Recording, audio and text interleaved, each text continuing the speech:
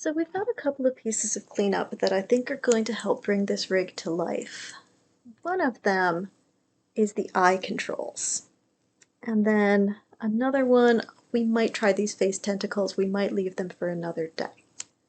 After that, we'll just do one last piece of cleanup. I think my jaw control needs to have a bunch of its channels locked and hidden. And I would like to group it to itself. Call this one my jaw group, and make that another child of the head control, just so that it will move around with everybody else. So now, yes, good. And let's take all of my forward kinematic controls, the neck, the head, and both of the ears, and let's make them rotate only. So now we only rotate the things that we want to rotate. Oh boy, my weight pain. I forgot about that. Better do that. This still works. So yep, we're all happy. So let's take care of the eyes and see how we do there. You will recall that I made a joint for each eyeball. So there is in fact a left eyeball joint right here that will rotate the left eyeball. And there's a right eyeball joint over there that does the same thing on the right. So that's what we want to control. For these, I am going to start with a circle. And we'll call this one my left eye control. And we'll rotate it 90 degrees X so that it is standing up and facing forwards.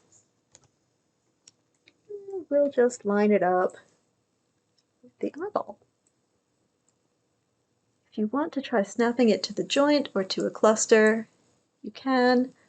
I don't think it matters that much. I think it's going to be okay like this. I will duplicate to make the right eye control.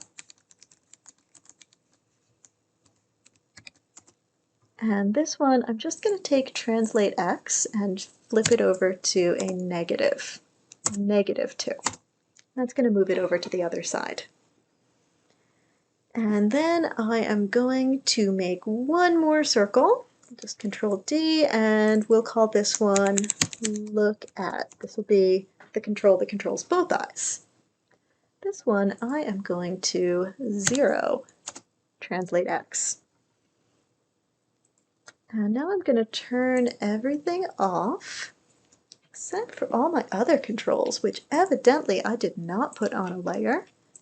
This is going to be my controls layer.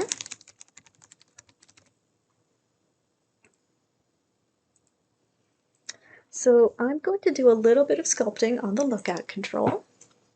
So here are my control vertices. I'm going to take the 2 in the middle. I'm going to squeeze them together.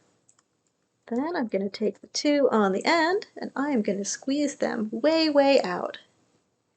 You know what? Let's take the 3 on the ends and squeeze them way, way out. Good. And now we'll take just these 2 and squeeze them up. And look, now I've got a pair of binoculars. Neat-o. So you do as much sculpting as you feel like.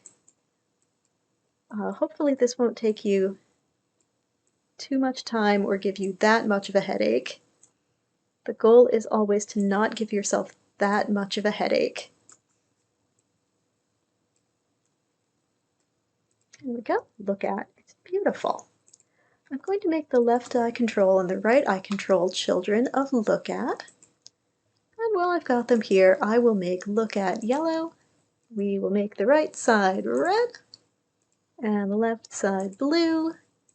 And then I am just going to take the look at control and move it. Let's turn on the eyes so that it is out in front of the eyes and they can, in fact, look at it.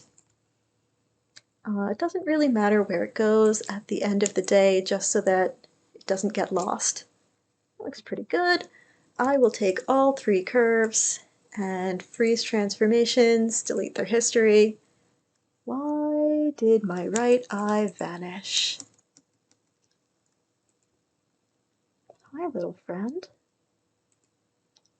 Let's freeze you. And let's freeze you. And then let's freeze you. Okay, better. Everybody's much happier now. And we'll delete your history. Good. So now what we're going to do is we are going to use a new constraint that we haven't used yet called an aim constraint. The aim constraint has a lot more options than the other constraints because it's a lot more complicated than the other constraints. It kind of has to be. So with the aim constraint, what it really cares about, let's turn this off. What it really cares about is which way you're facing by default. And if you get this wrong, your object initially flips around. So when I look at my left eyeball, it looks like it's going to be aiming along the z-axis. So I'm going to change my aim vector from x over to z. And I'd like my aim vector to be y. This looks like y is pointing up. My world type should be vector, I hope. Boy, do I hope all of this works. I'm going to take the left eye control and the left eye joint, not the other joints, no. There, just the left eye joint. And let's turn on the eyeball so we can see if I mess up. The eyeball is currently facing the control. My aim vector is set to Z. I'll hit apply, and that looks like it worked. So now when I take a look at my eye control, that should cause the left eyeball to rotate to look at the left eye control, and it does. Thank goodness. If you set the aim constraint up correctly, that is what should happen. You'll know right away if your aim constraint is not set up correctly because your eyeball will flip around and face backwards, or face sideways, or face in some other direction. And I think the best thing you can do really is just take a look at your eyeball joint. This one looks like we're going to be pointing negative Z. That's fun. So let's do a -1 here and a -1 here. And let's again select the control first, the eyeball second. We'll just turn the eye layer on and hit apply. And once again, my eyeball stayed facing in the correct direction. So now I'm just going to take this look at control. We'll turn the skeleton off. We'll turn fish face back on. And now, yes, indeed, fish face will rotate to look at the look at control. Wonderful. So that is all to the good.